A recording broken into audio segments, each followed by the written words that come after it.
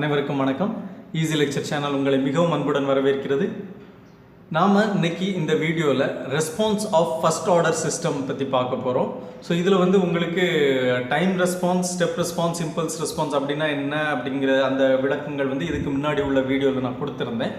இன்றைக்கி அதை மறுபடியும் கிளாரிஃபை பண்ணுவேன். அதேமாரி ஃபர்ஸ்ட் ஆர்டர் சிஸ்டம்னா அது ஈக்குவேஷன் படி நம்ம எப்படி பார்க்குறோம் அப்படிங்கிறத நம்ம இதுக்கு முன்னாடி வீடியோவில் நான் மென்ஷன் பண்ணியிருந்தேன். இன்றைக்கி அதையும் மென்ஷன் பண்ணிவிட்டு தென் ஒரு ரியல் டைமில் அதை எது கூட கம்பேர் பண்ணலாம் அப்படிங்கிற மாதிரியான விஷயங்களை பற்றி நம்ம டிஸ்கஸ் பண்ணோம். ஸோ அது மாத்திரம் இல்லாமல் ஒரு ஃபர்ஸ்ட் ஆர்டர் சிஸ்டம் எடுத்து அதுக்கு இம்பல்ஸ் ரெஸ்பான்ஸ் எப்படி இருக்கும், ஸ்டெப் ரெஸ்பான்ஸ் எப்படி இருக்கும் அப்படிங்கிறதையும் நம்ம பார்க்க போகிறோம். ஸோ இந்த வீடியோ கம்ப்ளீட்டாக இன்ட்ரெஸ்டிங்காக இருக்கும். ஃபுல்லாக வாட்ச் பண்ணுங்கள்.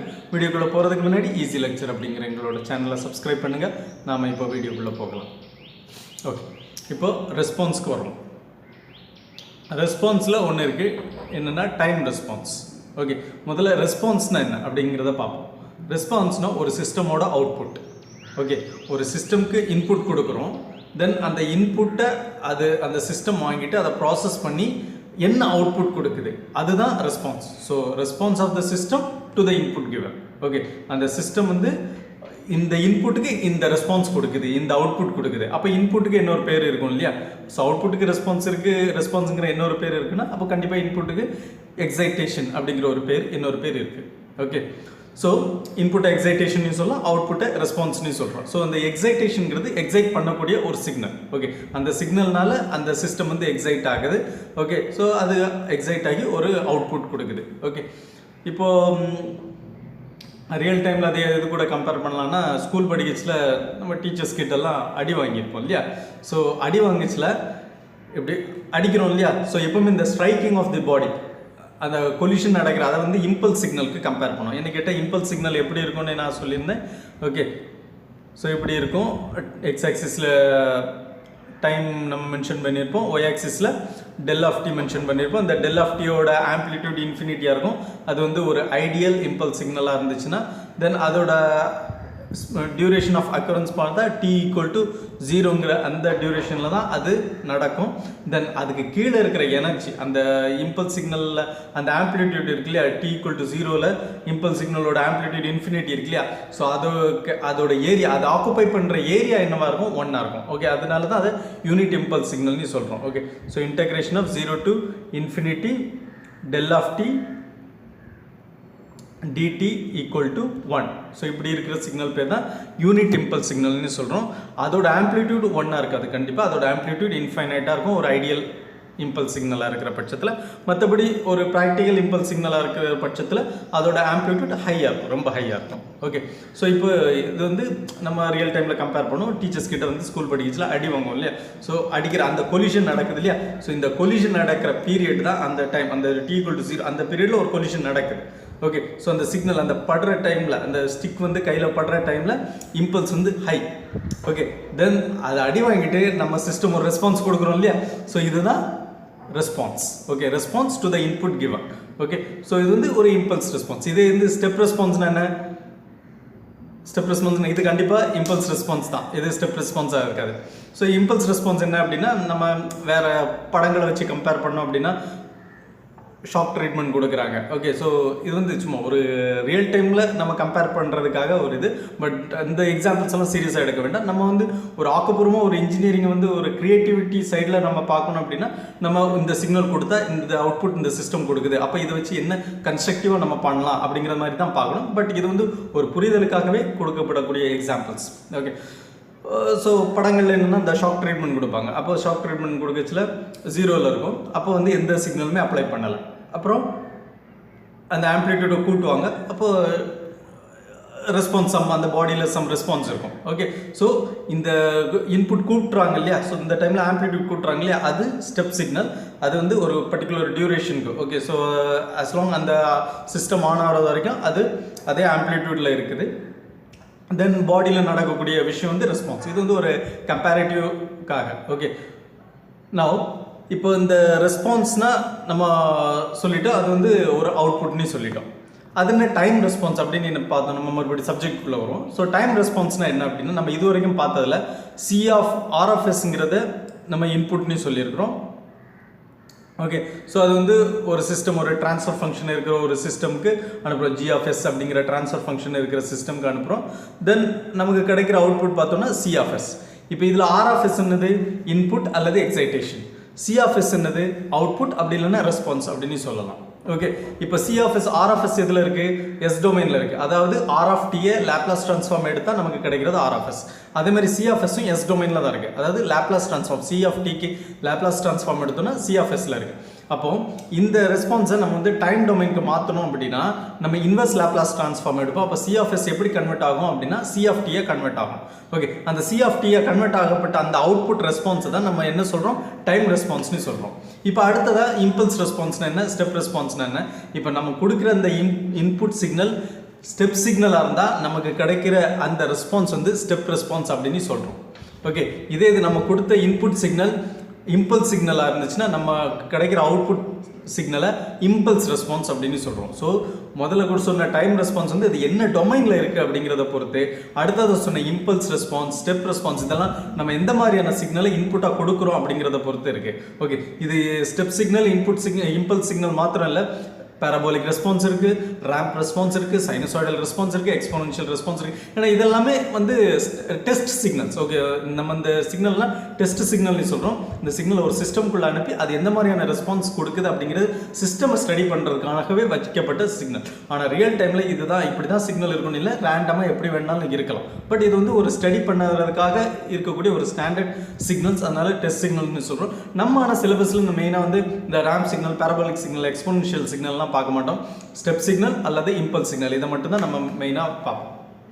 ஓகே. ஸோ இது ஒன்று. இப்போ ரெஸ்பான்ஸ்னா முடிஞ்சது. அடுத்தது ஃபர்ஸ்ட் ஆர்டர் சிஸ்டம்னா என்ன?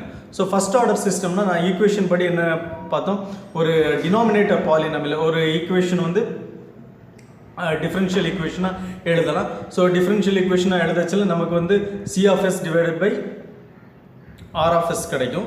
ஓகே. ஸோ இப்படி எழுதச்சில் நமக்கு நியூமரேட்டர் பாலினாமியல் ஒன்று இருக்கும், நியூமரேட்டர் பாலினாமியல் இருக்கும், டினாமினேட்டர் பாலினாமியல் இருக்கும். ஓகே. ஸோ இந்த டினாமினேட்டர் பாலினாமியலில் எஸ்ஸோட பவர், எஸ் டேர்ம்ஸ் இருக்குல்ல, இந்த எஸ்ஸோட பவர் எது ஹையஸ்ட் பவரோ, ஓகே, அதுதான் அந்த சிஸ்டமோட ஆர்டர் அப்படின்னு நம்ம ஏற்கனவே இதுக்கு முந்தைய வீடியோவில் பார்த்துருந்தோம். அப்படி தானே? அப்போ ஃபர்ஸ்ட் ஆர்டர் சிஸ்டம்னா எஸ்ஸோட பவர் என்னவாக இருக்கும்? S = 1R. எஸ்ஸோட பவர் 1R. ஓகே. அப்படி இருந்தால் தான் அது ஃபர்ஸ்ட் ஆர்டர் சிஸ்டம். எஸ்ஸோட பவர் 2ஆக இருந்துச்சுன்னா அது செகண்ட் ஆர்டர் சிஸ்டம். ஸோ எஸ்ஸோட பவர் 1 அதுதான் ஹையஸ்ட் பவராக இருக்கணும், அதை விட ஹையஸ்ட் பவர் இருக்கக்கூடாது. அப்படி இருந்தால் தான் அது ஃபர்ஸ்ட் ஆர்டர் சிஸ்டம். ஓகே. அப்போது ரியல் டைமில் நம்ம எதை ஃபர்ஸ்ட் ஆர்டர் சிஸ்டம்னு சொல்லலாம் இப்படின்னு ஒன்று இருக்குது. ஓகே. ஸோ ரியல் டைமில் எதோ ஃபர்ஸ்ட் ஆர்டர் சிஸ்டம்னு சொல்லலாம்.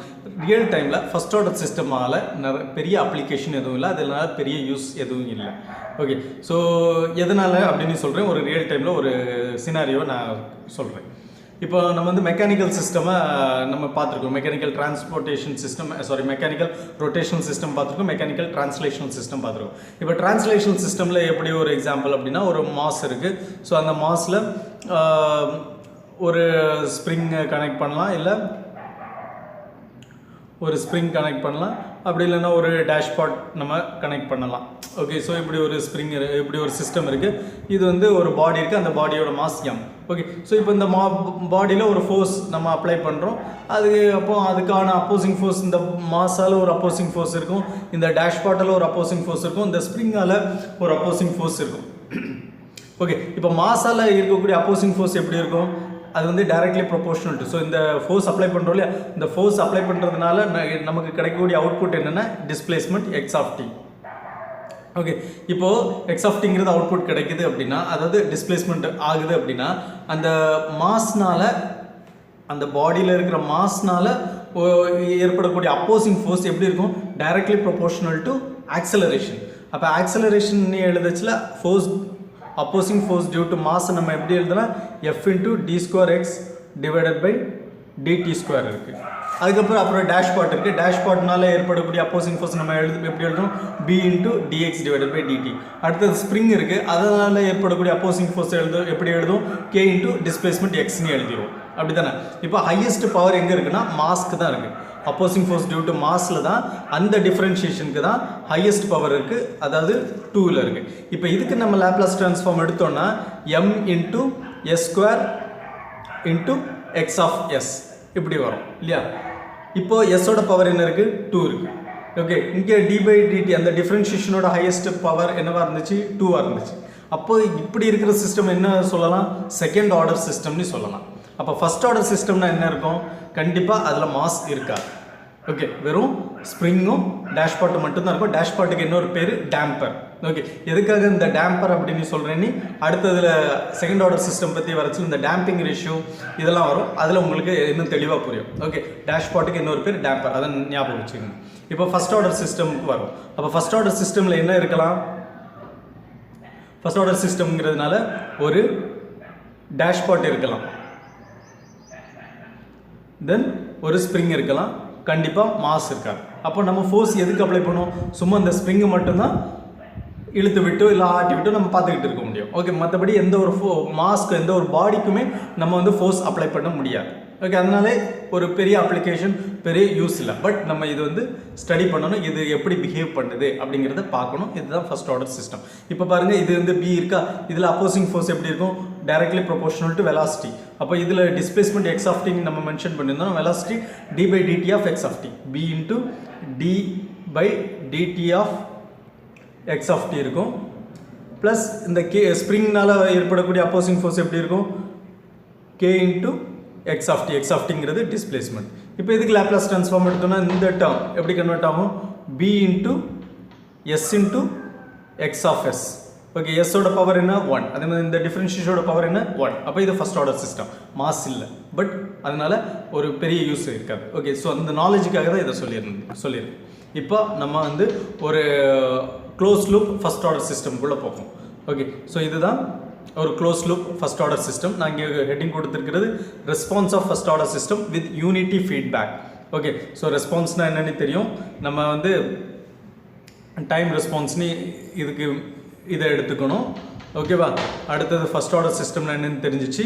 வித் யூனிட்டி ஃபீட்பேக் அப்படின்னா நம்ம இங்கேருந்து எடுக்கக்கூடிய ஃபீட்பேக்கில் உள்ள கெயின், ஃபீட்பேக் கெயின் ஹெச்எஃப்எஸ் இருக்குல்ல, ஹெச்எஃப்எஸோட வேல்யூ 1ஆக இருந்துச்சுன்னா அதை வந்து யூனிட்டி ஃபீட்பேக் அப்படின்னு சொல்கிறோம். ஸோ நம்ம வந்து என்ன பண்ணலாம், இங்கே ஒரு பிளாக்ல அதை 1ன்னு மென்ஷன் பண்ணணும்னு அவசியம் இல்லை, மென்ஷன் பண்ணாலும் தப்பு கிடையாது.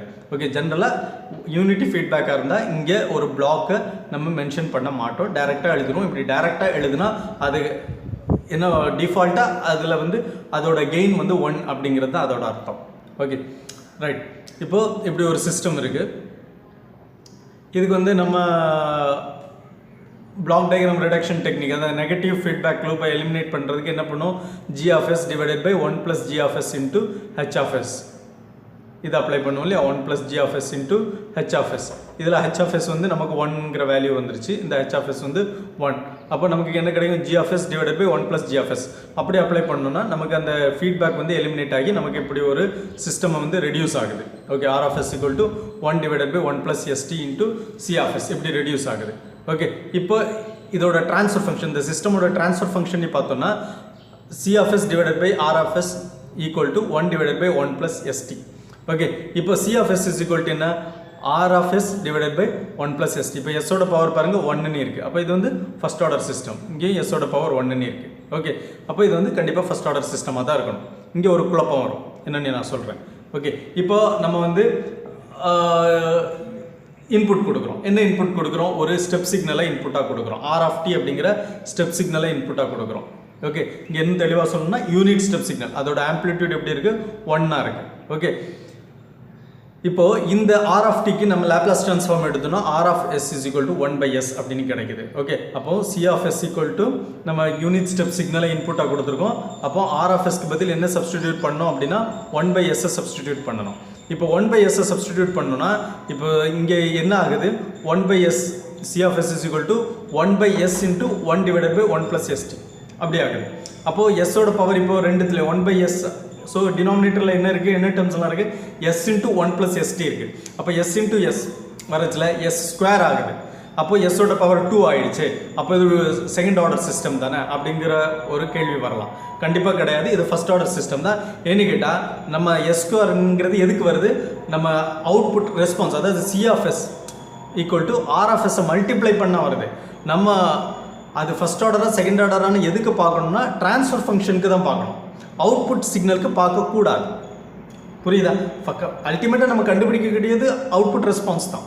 ஆனால் ட்ரான்ஸ்ஃபர் ஃபங்க்ஷனுக்கு தான் நம்ம என்ன பார்க்கணும் அப்படின்னா அது ஃபர்ஸ்ட் ஆர்டரா செகண்ட் ஆர்டரானு இதுக்கு தான் பார்க்கணுமே தவிர இந்த இடத்துல பார்க்கக்கூடாது. RF மல்டிப்ளை பண்ண வச்சு நம்ம பார்க்கக்கூடாது. ஓகே, ஸோ இதில் ஒரு மிஸ்டேக் நடக்கும், இதை தெளிவாக புரிஞ்சுக்கணும்.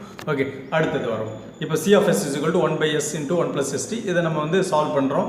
நமக்கு எப்படின்னா எஸ்ஸை ஃபேக்டரைஸ் பண்ணணும். ஓகே, ஸோ அதாவது டினாமினேட்டர் வந்து ஃபேக்டரைஸ் பண்ணணும். s × s + p1 × s + p2 × s + p3 அப்படி s ப்ளஸ் அப்படிங்கிறதுல தான் இருக்கணும்.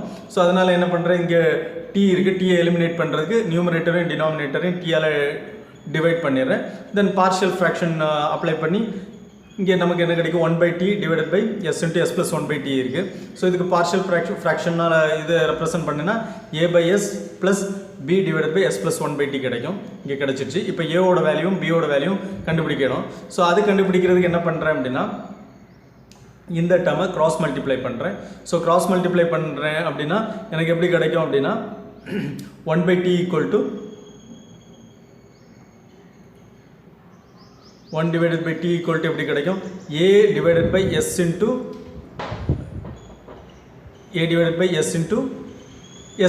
+ 1/t. ஓகேவா? இந்த எஸ்ஸும் கேன்சல் ஆயிரும்.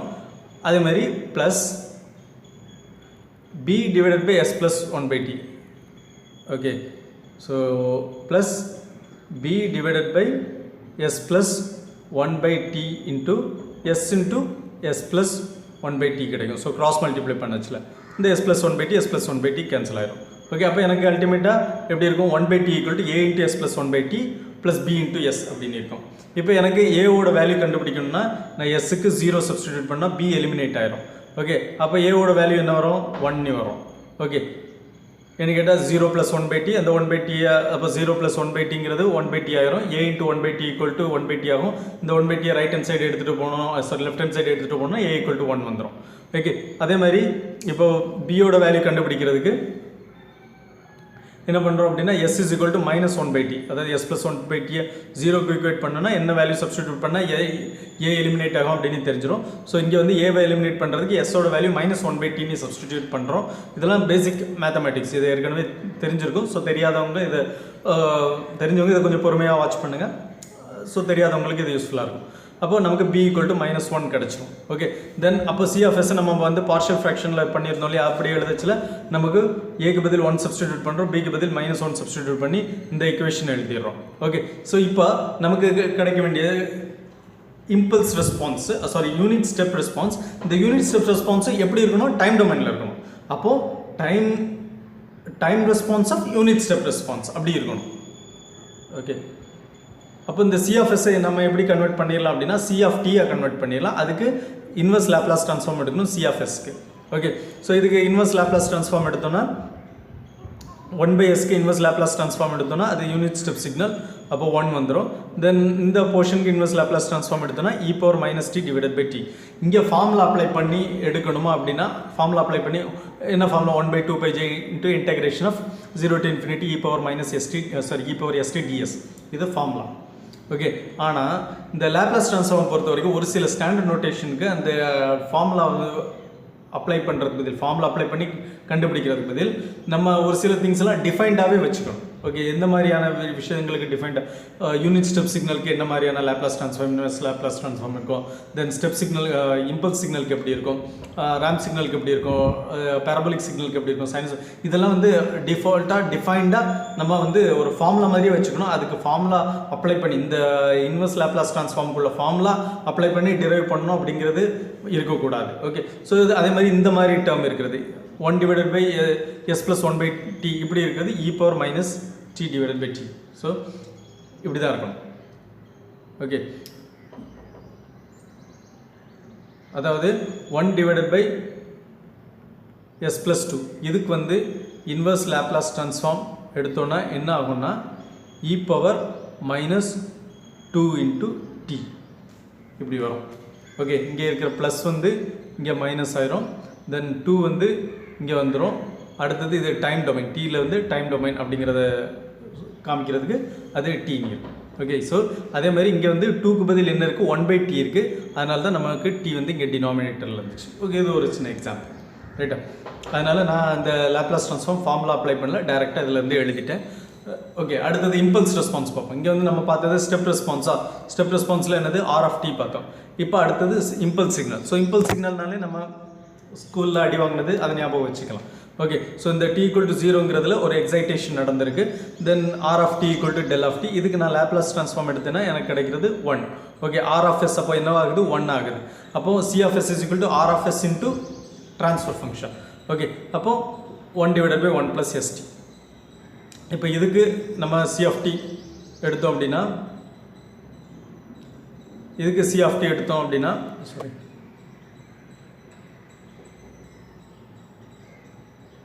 ஓகே, ஸோ சி ஆஃப் எஸ்லேருந்து சி ஆஃப் டி எடுக்கணும் அப்படின்னா இன்வெர்ஸ் லேப்லாஸ் ட்ரான்ஸ்ஃபார்ம் அப்ளை பண்ணணும். ஸோ 1/t நியூமரேட்டரில் இருக்குது, அது கான்ஸ்டண்ட்டாக வந்துடுது. Then s plus 1/t K 1/s plus 1/t எப்படி ஆயிரும்னா e பவர் மைனஸ் t/t ஆயிடும். ஓகே, ஸோ இதுதான் என்னது டைம் ரெஸ்பான்ஸில் நமக்கு கண்டுபிடிச்ச இம்பல்ஸ் ரெஸ்பான்ஸ். இதுக்கு முந்தின ஈக்குவேஷன் இது வந்து டைம் ரெஸ்பான்ஸில் நம்ம கண்டுபிடிச்ச unit step response. Okay, right. So உங்களுக்கு இந்த வீடியோ மூலமாக ஃபஸ்ட் ஆர்டர் சிஸ்டம்னா என்ன, ரெஸ்பான்ஸ்னா என்ன, ஒரு இம்பல்ஸ் ரெஸ்பான்ஸ் ஸ்டெப் ரெஸ்பான்ஸில் இன்னும் தெளிவாக இருக்கும் அப்படின்னு நம்புகிறேன். இதே மாதிரி அடுத்த வீடியோவில் செகண்ட் ஆர்டர் சிஸ்டம் பற்றி பார்க்க போகிறோம். செகண்ட் ஆர்டருக்கு ரெஸ்பான்ஸ்லாம் அடுத்த வீடியோவில் பார்க்க போகிறதுல செகண்ட் ஆர்டர் சிஸ்டம் ரியல் டைமில் என்ன இருக்குது. என்ன கேட்டால் நீங்கள் எந்த புக்கை எடுத்தாலும் செகண்ட் ஆர்டர் சிஸ்டம்க்கு கேரக்டரிஸ்டிக் ட்ரான்ஸ்ஃபர் ஃபங்க்ஷன் அப்படின்னு சொல்லிட்டு ஒரு ஸ்டாண்டர்ட் ட்ரான்ஸ்ஃபர் ஃபங்க்ஷன் இதுதான் அப்படின்னு ஒரு ஈக்குவேஷன் இருக்குது. அந்த ஈக்குவேஷன் எப்படி வந்தது அப்படிங்கிறது யாருக்குமே தெரியல. நிறைய இதில் ரெஃபர் பண்ணிட்டு தெரியல, யாருக்குமே தெரியலன்னு சொல்ல மாட்டேன். ஓகே, பட் அதில் கொஞ்சம் ஒர்க் அவுட் பண்ணி சரி இதுதான் அதோட ரெஸ்பான்ஸ் இப்படி தான் வந்தது அப்படிங்கிறது நான் அண்டர்ஸ்டாண்ட் பண்ணதில் எனக்கு கொஞ்சம் சந்தோஷமாக இருக்குது. ஸோ அதை பற்றின விளக்கம் வந்து அடுத்த வீடியோவில் இருக்கும். ஸோ ஒரு அடுத்த வீடியோவில் என்ன பண்ண போகிறோம் அப்படின்னா, ஒரு செகண்ட் ஆர்டர் சிஸ்டமோட ஸ்டாண்டர்ட் ட்ரான்ஸ்ஃபர் ஃபங்க்ஷன்னு ஒரு ஃபங்க்ஷன் இருக்குது, அது எப்படி வந்துச்சு அப்படிங்கிறது நம்ம அதை பற்றி பார்க்க போகிறோம். எனக்கு யூடியூப்லேயும் மற்ற சேனல்களில் நான் அதை ரெஃபர் பண்ணேன், அதில் எதுவுமே அதுக்கான விளக்கம் வந்து கொடுக்கல. ஓகே, ஸோ நம்ம அதை பற்றி டிஸ்கஸ் பண்ணோம். மற்றும் ஒரு வீடியோவில் நம்ம சந்திப்போம். இந்த வீடியோ பிடிச்சிருக்குன்னு நம்புறேன். இந்த வீடியோ பற்றின கருத்துக்களை நீங்கள் கமெண்ட் பாக்ஸில் தெரிவிங்க, லைக் பண்ணுங்கள், ஃப்ரெண்ட்ஸ்க்கெல்லாம் ஷேர் பண்ணுங்கள். மீண்டும் சந்திப்போம். நன்றி, வணக்கம்.